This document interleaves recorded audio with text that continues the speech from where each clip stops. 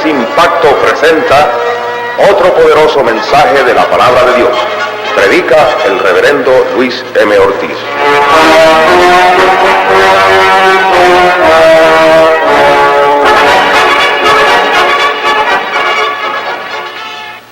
El reloj de Dios. El hombre comenzó a contar el tiempo desde su creación. El modo de medir el tiempo era directamente por medio del sol. Dice en Génesis 1:14 como sigue: haya lumbreras en la expansión de los cielos para separar el día de la noche, y sirvan de señales para las estaciones, para días y años. Más tarde surgieron otras maneras de medir el tiempo, a lo que se llamó reloj.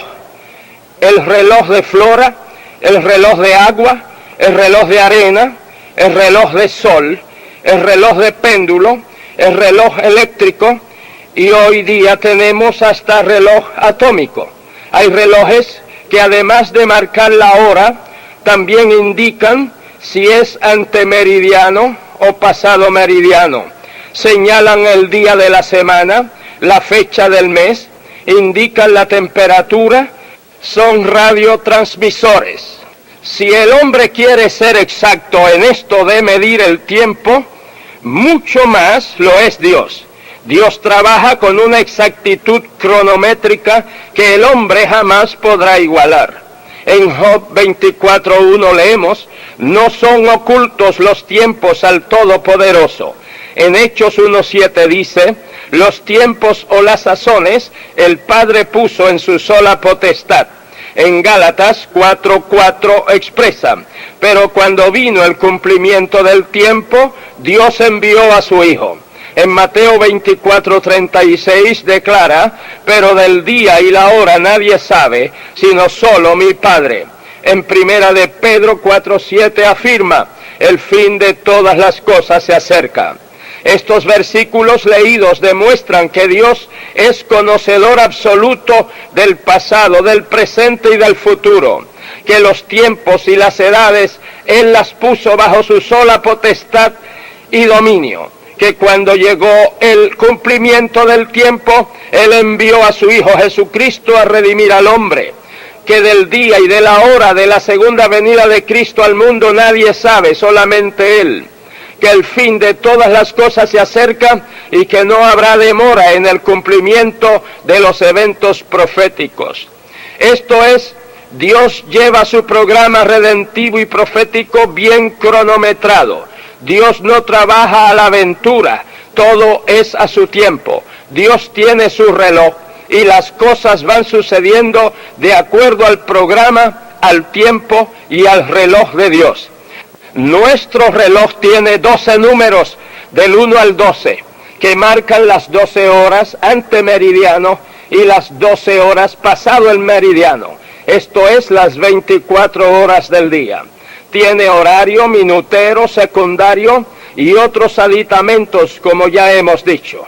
El reloj de Dios parecería algo raro para muchos, porque tiene 7 números principales, del 1 al 7, que son 7 milenios de historia humana, 4 milenios antemeridiano, el meridiano es Cristo, y 3 milenios pasado el meridiano, después de Cristo.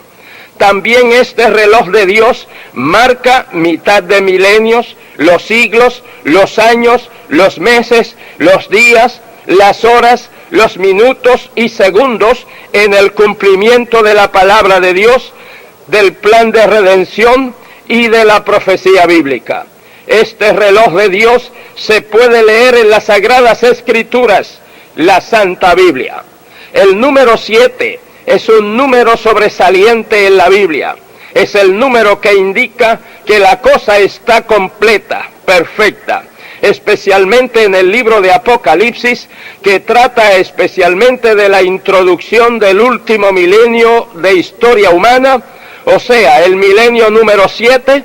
Este número se menciona mucho, pues habla de 7 candilejas, 7 candeleros, 7 iglesias, 7 ojos, 7 cuernos, 7 espíritus, 7 ángeles, 7 sellos, 7 trompetas, 7 truenos, 7 plagas, 7 copas. El reloj de Dios con relación al hombre comenzó a marcar con la creación del hombre en el huerto del Edén. Luego viene la caída del hombre, el primer asesinato, los descendientes de Adán y Eva y de sus hijos se multiplican, muere Adán a la edad de 930 años, años después Enoc es traspuesto al cielo, pues anduvo con Dios y se cumplió el primer milenio de historia humana. El reloj de Dios marcó el número 1. Poco más de medio siglo después nace Noé. Y a los 600 años del segundo milenio tiene lugar el diluvio, que destruyó toda aquella generación en el mundo, menos a Noé y su familia. 8 personas en total. De los hijos de Noé, Sem, Cam y Jafet, surgieron todas las naciones y razas que siguieron poblando la tierra. Transcurren 2 o 3 siglos más y en este tiempo vive el patriarca Job, hasta que surge el patriarca Abraham con su gran llamamiento y su poderosa fe. Y otro milenio de historia humana transcurrió y el reloj de Dios marcó el número 2. 86 años tenía Abraham cuando Agar dio a luz un hijo a Abraham, a Ismael, de quien proceden los árabes. 13 años después, Sodoma y Gomorra son destruidas. Y un año después de la destrucción de estas ciudades, Sara, la esposa de Abraham, da a luz a Isaac, el heredero de las promesas de Dios y de quien siguió la descendencia del pueblo hebreo. De Isaac nace Jacob y de Jacob los 12 patriarcas de las tribus de Israel, quienes descendieron a Egipto y donde permanecieron 400 años en esclavitud, de donde Dios los liberta milagrosamente usando a Moisés y transcurre medio milenio. El pueblo se establece en Canaán bajo el mando de Josué y después de este con el gobierno de los jueces hasta que surge la monarquía y asciende al trono el más grande de los reyes de Israel, el rey David, y otro milenio de historia se cumple y el reloj de Dios marcó el número 3. Sucede en el trono a David su hijo Salomón, el más sabio de los hombres de la antigüedad. Después de la muerte de Salomón, el reino se divide entre las 10 tribus del norte, Israel, y las 2 tribus del sur, Judá. Viene la sucesión de reyes en ambos reinos, como también el ministerio de los profetas. Israel es llevado cautivo a Asiria y más tarde Judá es llevada cautiva a Babilonia. Y la ciudad y el templo de Jerusalén son destruidos. 70 años dura el cautiverio de los judíos en Babilonia, después de lo cual regresan a Judá y Jerusalén. Y comienza el largo proceso de reconstrucción de la ciudad y el templo, bajo el liderato de Nehemías y el sacerdocio bajo la dirección de Esdras. En este tiempo Ester es hecha reina de Persia y liberta al pueblo hebreo de una masacre en masa. Continúa el proceso de restauración y se escucha la voz del último profeta del Antiguo Testamento, Malaquías, después de lo cual comienza el silencio profético en Israel que dura 400 años, los cuales transcurren. Y cuando vino el cumplimiento del tiempo, nació nuestro Señor Jesucristo, y otro milenio de historia transcurrió, y el reloj de Dios marcó el número 4. Juan el Bautista, como precursor, introduce a Cristo en su gran obra redentora. He aquí el Cordero de Dios que quita el pecado del mundo. El Señor predica, enseña, sana, obra milagros, es crucificado, derrama su sangre preciosa, es sepultado, resucita, asciende al cielo y envía al Espíritu Santo. Y la iglesia cristiana evangélica tiene su inicio y fundación en el día de Pentecostés, en la ciudad de Jerusalén, con el derramamiento del Espíritu Santo. los apóstoles emprenden la tarea de evangelizar al mundo. El apóstol Pablo realiza una labor extraordinaria. El evangelio se propaga, las epístolas son escritas. El apóstol Juan escribe el Apocalipsis. En este libro de Apocalipsis se nos ofrece como un bosquejo profético de la historia futura de la iglesia, desde el día de Pentecostés hasta la segunda venida de Cristo a este mundo. El primer mensaje es a la iglesia en Éfeso, que representa la historia del período de la iglesia apostólica, desde la fundación de la iglesia hasta el año 100. La palabra Éfeso significa deseable, y deseable era esta iglesia en su fidelidad y en su trabajo misionero, aunque al final de este período comenzó a perder su primer amor. El segundo mensaje es a la iglesia en Esmirna, que representa la historia de la iglesia post-apostólica, desde el año 100 hasta el año 313. La palabra Esmirna se deriva de la palabra mirra, que significa amargura, y ya la amargura de las grandes persecuciones imperiales habían comenzado. En Esmirna era pastor u obispo el insigne Policarpo, que fue instado a maldecir el nombre de Jesucristo, a lo que respondió: 86 años le he servido y todo lo que me ha hecho es bien. ¿Cómo podría yo maldecirle, mi Señor y Salvador? Fue quemado vivo en la hoguera en el año 155. Estas persecuciones sacudían a la iglesia y separaban la cizaña del trigo. La sangre de los mártires siempre ha sido la semilla que ha hecho crecer más y más a la iglesia. El tercer mensaje es a la iglesia en Pérgamo, que representa la historia de la iglesia desde el año 313 hasta el año 590. La palabra Pérgamo significa enlace, matrimonio. Ante la apreciación del mundo, la iglesia salió de las oscuras catacumbas para ascender al brillo del trono imperial. Ante la apreciación de Dios, abandonó el esplendor del trono de la gloria de Dios para descender a las tenebrosas catacumbas y laberintos espirituales y morales del favor mundanal y político. En el período anterior, Satanás no pudo erradicar la fe en Cristo por medio del martirio, pero en este se esfuerza por lograrlo por medio del prestigio. Por causa de la protección imperial y política, los pastores u obispos cristianos en la ciudad de Roma iban ganando influencia y ejerciendo poder y autoridad más allá de Roma. León fue pastor del 430 al 461, y luego Gregorio, que fue pastor u obispo del 590 al 604, quien era muy capaz y a la vez muy sagaz, fue quien realmente desarrolló el papado en la iglesia.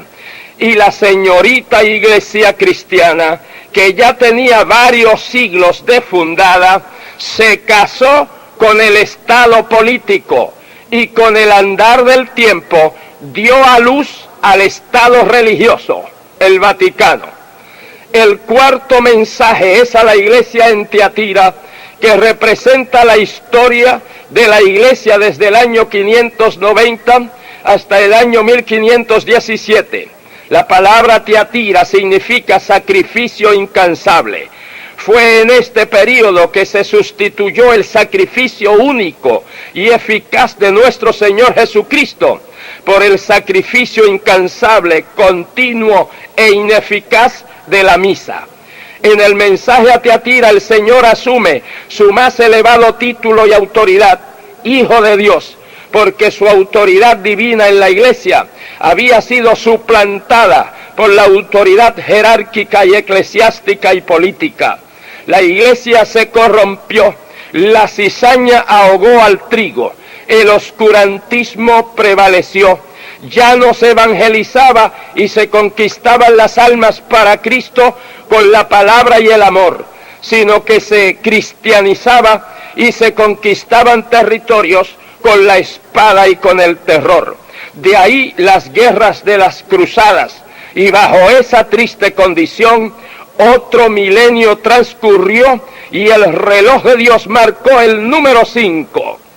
Esta condición nauseabunda continuó en la iglesia por medio milenio más, pero Dios en este tiempo comenzó a levantar voces que denunciaban sin vacilaciones la corrupción de la iglesia, como Juan Hus en los países eslavos, que fue quemado vivo en Constanza en 1415, como Wycliffe en Inglaterra, que murió en el 1380, y Savonarola en Florencia, Italia, que fue martirizado en el 1498, pero no murió la causa con sus mártires. El quinto mensaje es a la iglesia en Sardis, que representa la historia de la iglesia desde el año 1517 hasta el año 1750. La palabra Sardis viene de una palabra hebrea que significa remanente.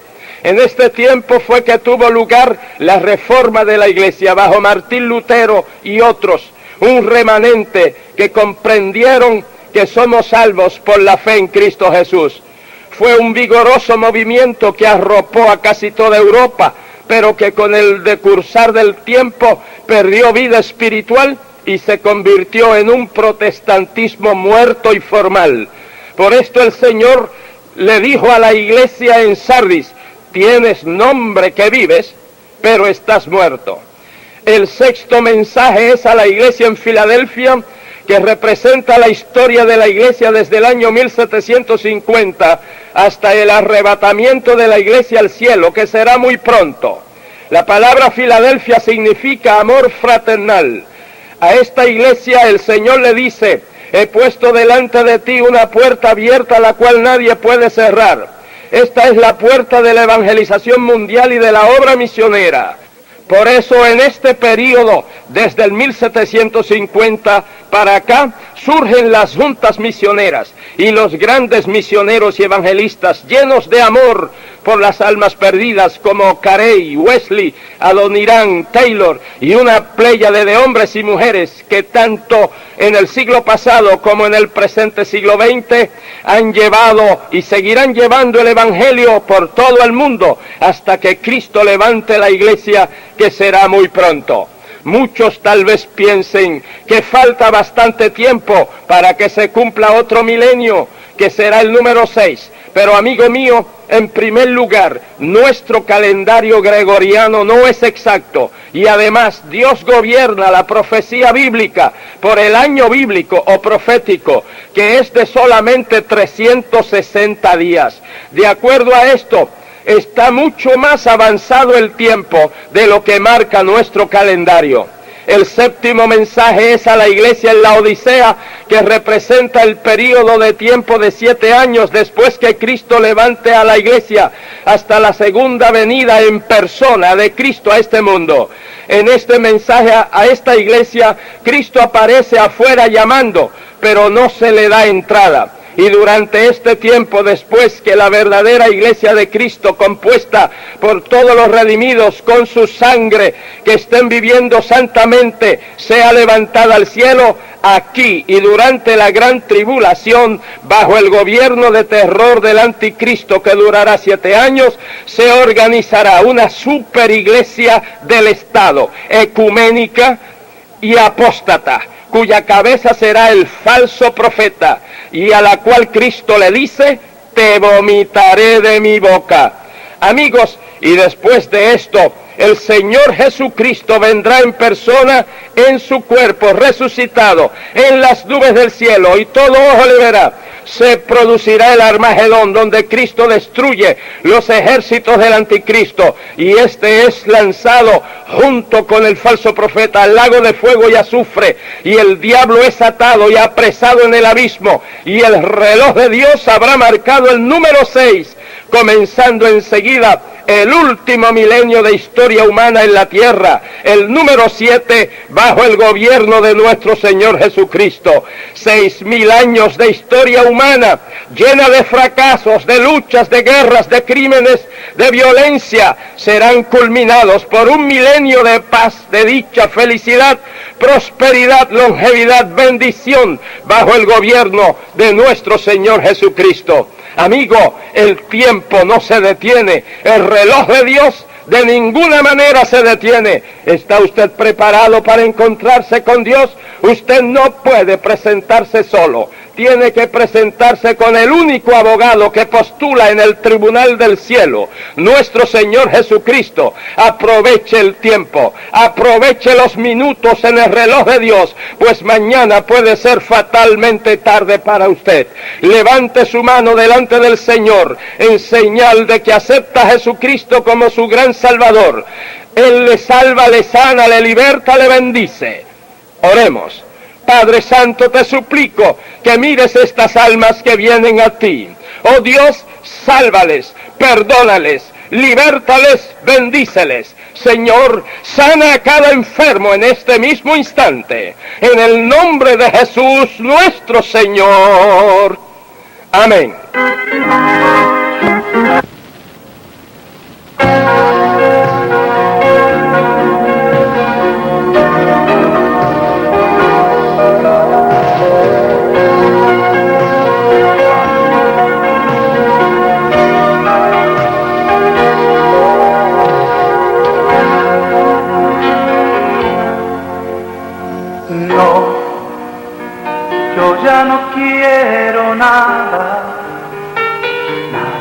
De mi vida pasada,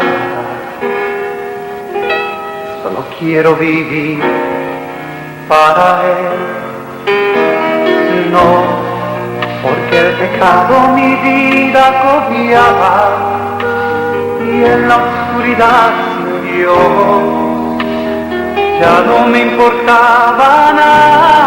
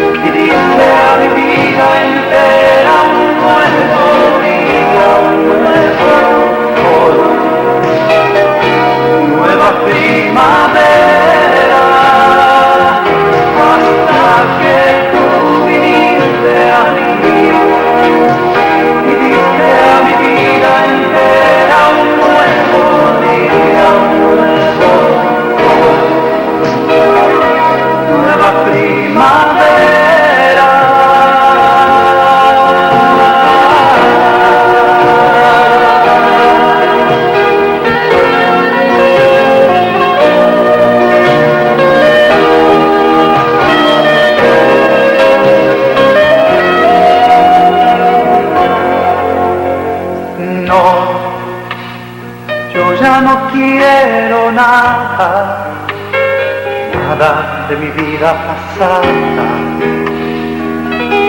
solo quiero vivir para Él. No, porque el pecado mi vida cobiaba y en la oscuridad Dios ya no me importaba nada.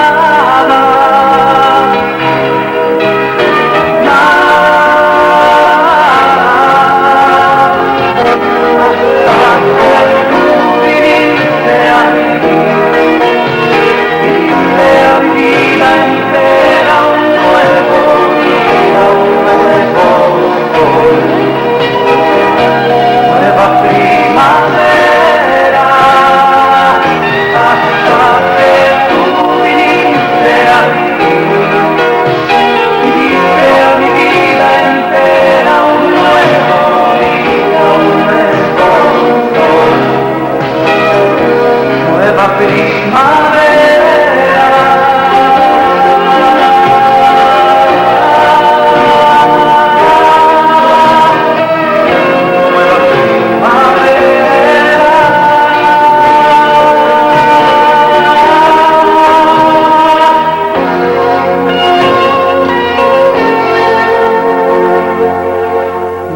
nueva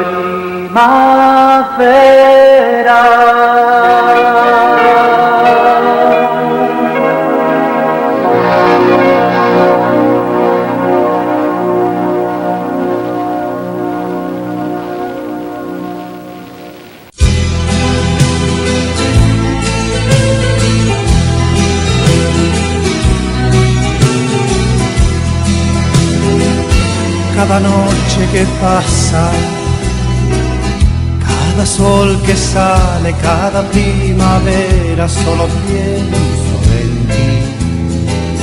Pienso en tu grandeza, cómo es que viniste y por mí moriste en la cruenta cruz. Hoy ya no vivo de sueños, nunca realizados, porque en ti he encontrado el verdadero amor. Me siento distinto, quisiera llorar, quisiera gritar de felicidad, porque tú me has dado todo, me has dado la dicha, sanaste mi herida y me diste la paz. Y tú me enseñaste a odiar la mentira, a hacer bien a todos y amar la verdad. Señor, te doy gracias por haberme librado de mi triste pasado y de mi soledad. Nunca quiero volver a ese tiempo de ayer donde solo encontré mentira y falsedad, porque tú me has dado todo, me has dado la dicha, sanaste mi herida y me diste la paz. Y tú me enseñaste a odiar la mentira, a hacer bien a todos y amar la verdad. Señor, te doy gracias por haberme librado de mi triste pasado y de mi soledad. Nunca quiero volver a ese tiempo de ayer donde solo encontré mentira y falsedad.